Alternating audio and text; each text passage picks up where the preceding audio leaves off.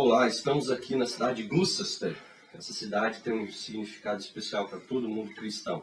Foi exatamente nessa cidade que o nosso grande George Whitefield nasceu, foi ordenado ministro anglicano na época e pregou seu primeiro sermão. Aliás, nós quando decidimos pernoitar aqui na cidade de Gloucester, o fizemos nos baseando como ponto central a igreja de St. Mary the Crypt, que foi a igreja na qual o George Whitefield pregou seu primeiro sermão, ainda aos 21 anos de idade. E para nossa surpresa, o hotel fica exatamente em frente a esta igreja. E curiosamente, o nosso quarto está de frente a essa igreja. Agora imagine vocês como eu dormi essa noite. Quer dizer, num quarto voltado diretamente para a igreja na qual George Whitefield realizou o seu primeiro sermão. Eis o nosso cenário. Eis a imagem que temos do quarto onde estamos hospedados. Ali à frente, a igreja de St. Mary the Crypt. Ali a entrada da igreja.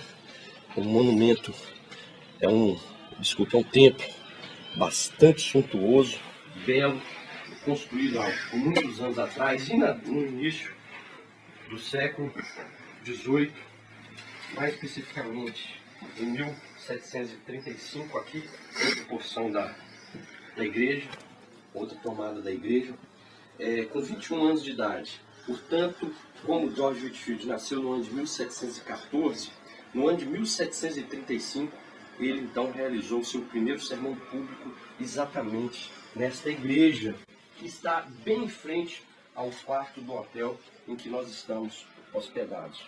Então, olha que coisa grandiosa, olha que bênção, passar a noite ao lado da igreja onde Whitefield realizou o seu primeiro sermão. Então, nós fomos realmente privilegiados em termos de localização aqui na cidade de Gloucester. Aliás, há que se destacar que é uma cidade belíssima, cheia de catedrais, de igrejas antigas, cheia de riqueza histórica, por assim dizer. E agora nós iremos até esta igreja e faremos alguns relatos do que tem acontecido nesta igreja. Até daqui a pouco. Nós estamos ainda aqui no centro de Gloucester, na rua Southgate, e agora em frente exatamente onde Whitefield nasceu, que era a chamada pensão ou estalagem do sino, que em inglês quer dizer bell inn. Gente, could you talk please about things about this bell inn? Yeah, sure. The only surviving remains of it this date from 1650. Estamos exatamente em frente à catedral suntuosa da cidade de Gloucester, exatamente onde Whitefield foi ordenado por parte dos bispo. É uma igreja majestosíssima, conforme vocês podem ver. O sino está para cá, mas que construção maravilhosa.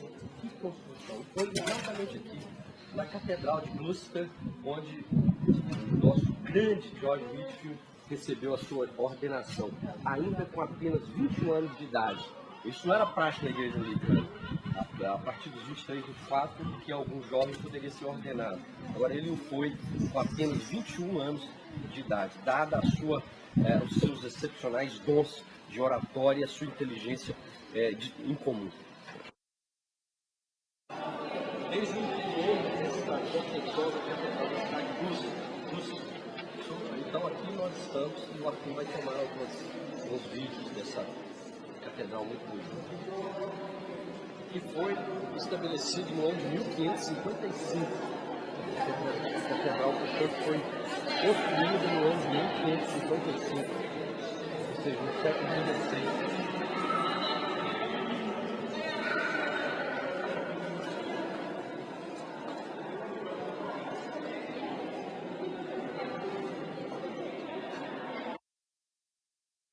Estamos aqui na rua Southgate, bem no centro, na região central de Gloucester, onde, conforme eu disse, nasceu o George Whitefield. Logo aqui atrás está a capela, a igreja na qual ele fez o seu primeiro sermão, e nós entraremos exatamente agora nessa igreja.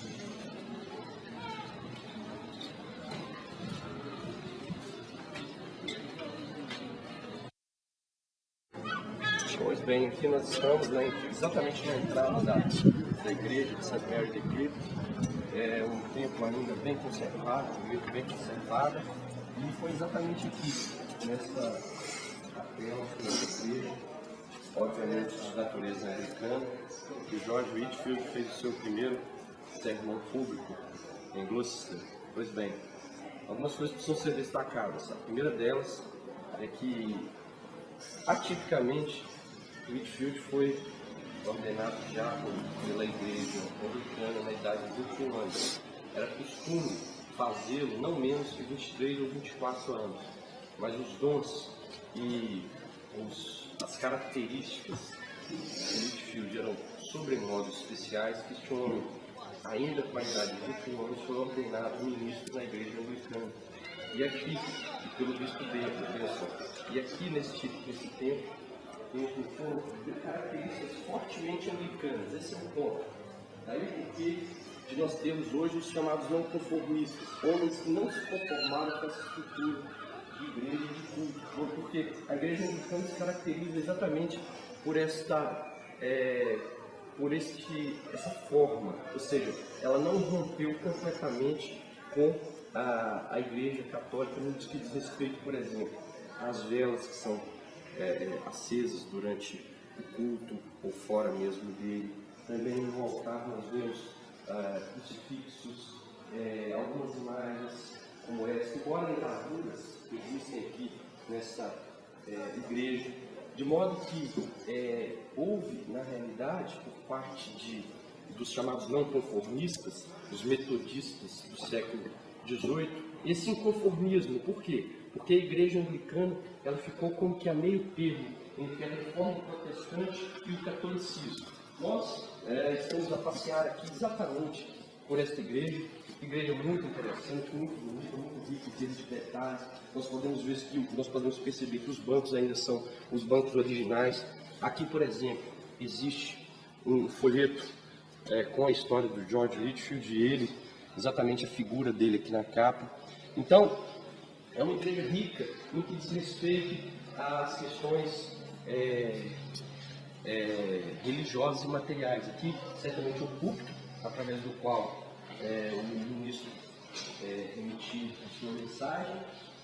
Aqui o outro patamar, tem um patamar, possivelmente um livro de leitura, onde está disposto um livro e alguém se sentava ali, talvez conduzindo a liturgia, sei lá.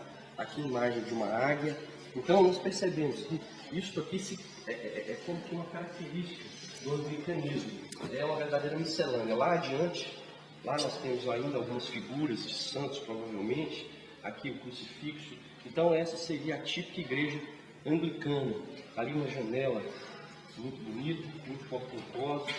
Aqui outro crucifixo, com a imagem de Cristo ainda na cruz. De sorte que é uma igreja tipicamente anglicana e que não rompeu com os costumes, não rompeu por completo com os costumes romanos. Eis o porquê os não conformistas no século XVII, os chamados puritanos, e no século XVIII, os chamados metodistas, especialmente os metodistas calvinistas, terem rompido com esse sistema, porque eles perceberam que, infelizmente, não houve um desenlace completo por parte dessa gente, por parte dos anglicanos, em relação a Roma. Então, eles acabaram por romper. Vamos entrar em mais bacanas aqui nessa igreja, que aliás é belíssima, há que se destacar. A St. Mary the Great é uma igreja muito bela, mas infelizmente uma igreja que poderia ter sido alvo de uma reforma completa por parte dos clérigos da época, ela não fez, ela continuou infelizmente anglicana e como tal ainda muito ligada ao catolicismo. Uma das características principais da igreja anglicana é a sua ligação com o governo, ou seja, na igreja anglicana o governo é o representante máximo da igreja, ao passo que, por exemplo, na igreja presbiteriana, que nasceu desse movimento dos puritanos, desse movimento não conformista do século XVII, quem comanda a igreja são os homens escolhidos pela própria igreja, não o governo, são os chamados presbíteros. Essa é uma diferença fundamental. No anglicanismo, a igreja está diretamente ligada ao governo, embora o governo indique um ministro maior, que seria o bispo de Canterbury, que é o representante maior da igreja anglicana, seria uma espécie de papa. No fundo, nós percebemos que existe essa ligação direta entre governo e igreja. Isso foi muito contestado pelos não conformistas. Quer dizer, a igreja deve ser governada por si mesma.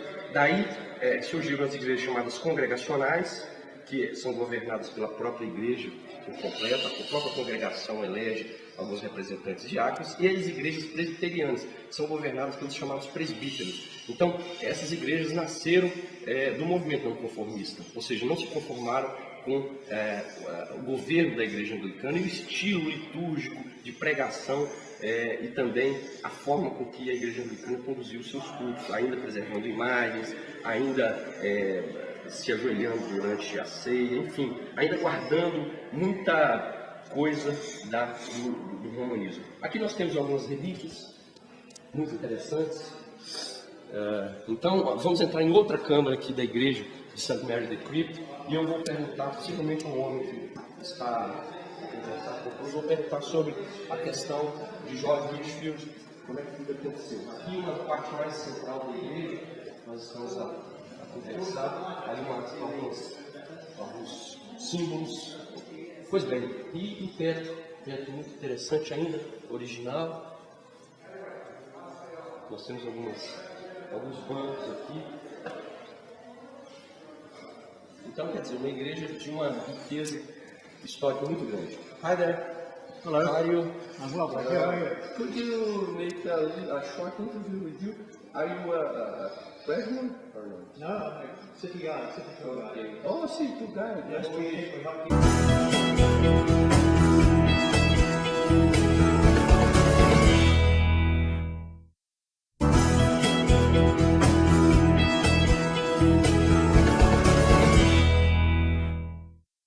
Bom, nós estamos aqui com o Sr. Ted Edmonds. Ele é que veio aqui dar orientações, dar informações às pessoas que aqui chegam, na capela, na catedral, na igreja de St. Mary the Crypt. Nice to see you, nice to meet you, Ted Edmonds. Einstein, Arruda. It's a pleasure to be here with you, and I'd like to say that we are so happy for this unique opportunity being here, where George Whitefield preached his first sermon. Exactly. Could you tell us something about not only the Whitefield by himself, but about the church in general? Of course, yes. The church first started life as a Norman church, as many did in this country, although there is evidence that it was a Saxon church here. The remains have been found dating from about 800 to 900, although they're not fully excavated. The church originally was known as the Blessed Mary within the South Gate, because it was the first church you came to as you came in through the South Gate of the city. Then it became St. Mary the Crypt at the time of the Black Death, when there was a need to bury an awful lot of bodies. So they excavated underneath the main body of the church and made what's known as a charnel house, which is where they put the bodies of people who died of the plague. But only after they'd been buried for some 6 or 7 years. So the bones came out of the ground and the bones went into the crypt. And the bones on this side of the church, on the left-hand side, as we're looking at the door, the bones are still down there. On the right-hand side of the church, it's been Victorianised. It's a Victorian mausoleum down there. It's very nice, but it's nothing like it should have been originally. Yeah. What do you know, for instance, about the ministry, and especially the first preaching of George Whitefield? I think the most important citizen of the city was. Yes, he was, yeah. Well, he started life as he was born down the road at the Bell Inn. You probably know that already. And he came here to go to school in the Crypt School over in there, in the corner. Have you been in there? Not yet. Not yet. Okay, well, I'll take you in there in a minute then. Then he became interested in the church and whatnot, but he was also something of an actor, a childhood prodigy, if you like. Yeah. He had a natural gift for the stage and And he had a natural gift for entertaining people. His mother and father owned the Bell Inn down there, and he used to entertain, it said, entertain the customers, making little caricatures and things like that and whatnot, which stood him in good stead. He came to church here, and the local clergy, the bishop, for example, they realised that they had an important man here. They had an important potential man on their hands, and that he was encouraged to study so he could go to Oxford University to gain his priest's vows, to preach his priest's orders, because you had to have a university education in those days to do that. So he came here, he was encouraged, and eventually, thanks to a lot of generosity of local benefactors and his family, he actually went off to Pembroke College, Oxford, where eventually, after he met the Wesleys, where he met the Wesleys and helped form the Holy Club and whatnot, he was actually ordained here and preached his first sermon in the pulpit. You've seen that already anyway, I think, haven't you? Okay. 1736. In our right here? The pulpit. Okay, it's right there. Okay. Yeah, you've seen that? Yeah. So he preached his first sermon there, 1736, but because he was a controversial preacher, the established clergy at the time didn't really take to his views. They were used to people standing up and telling them the word of God from a pulpit very sternly on a Sunday. But George Whitefield had a completely different attitude towards it. He wanted to encompass people within the glory of the church. And to do that, he would preach to them. He would make jokes with them. He would tell them they were good, they were bad, whatever. You know, he had that gift. He was the first natural entertainer, really, if you like. You talk about television personalities these days. If there had been television in those days, George Whitefield would have been at the forefront of everything. So he was excluded, although he was excluded probably from preaching within the church. He took his congregation with him because he started going into fields to preach. And there are pictures in the schoolroom over there of him preaching at gallows, at Sandford Gallows in London, and things like that. And he met the Wesleys, and he met, I can't remember the chap in Wales, his name, but he went to Wales, he went to Bristol, he preached all over the place and gained friends and influence. And eventually the Wesleys persuaded him to go to America, to Savannah. Exatamente desse púlpito estabelecido na antiga igreja de St. Mary the Crypt, Whitefield pregou o seu primeiro sermão. E aqui nós encontramos os seguintes dizeres: a voz maravilhosa do reverendo George Whitefield, que pregou aqui o seu primeiro sermão no domingo seguinte à sua ordenação pelo bispo Benson de Gloucester, 27 de junho de 1736. Portanto, aqui foi exatamente o púlpito a partir do qual Whitefield fez o seu primeiro sermão, que levou 15 pessoas à loucura, ou seja, 15 pessoas foram convertidas pelo sermão daquele poderoso homem de Deus.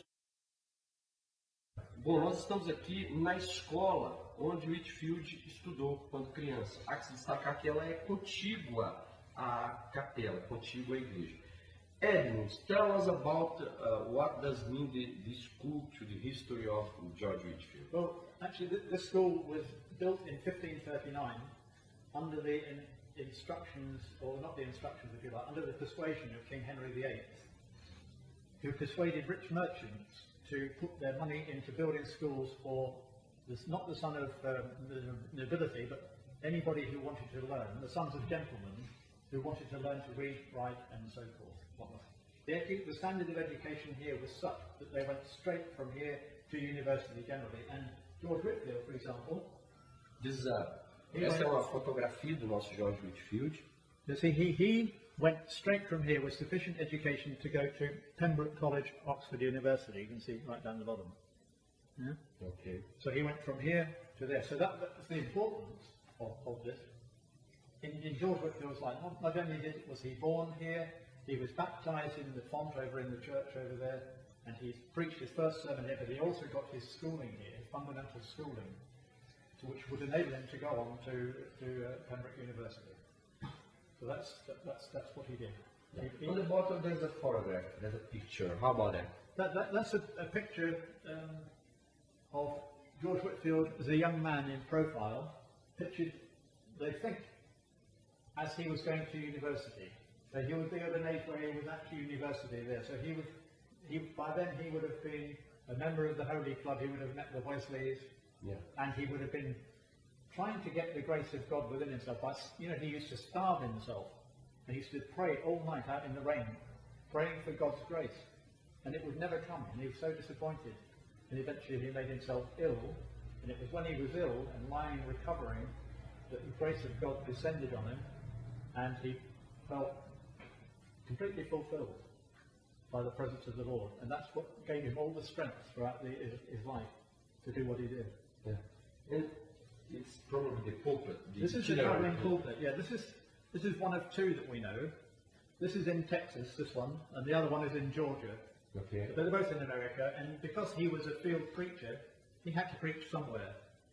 And in America, he chose to speak in town squares, city squares, village squares, whatever, and he used to stand on this to sit up. Oh, it's like a pulpit. In how much chair? The chair is just a chair. Okay, nothing. But here you can see Whitefield preaching on Kennington Common in London. No, okay, Kennington. With that gallows in the background, and people watching the hangings, and then they would come to hear Whitefield preach. Oh, great. So he would preach anywhere. Yeah, itinerary preacher. Itinerant preacher. Exactly. Oh, pretty good.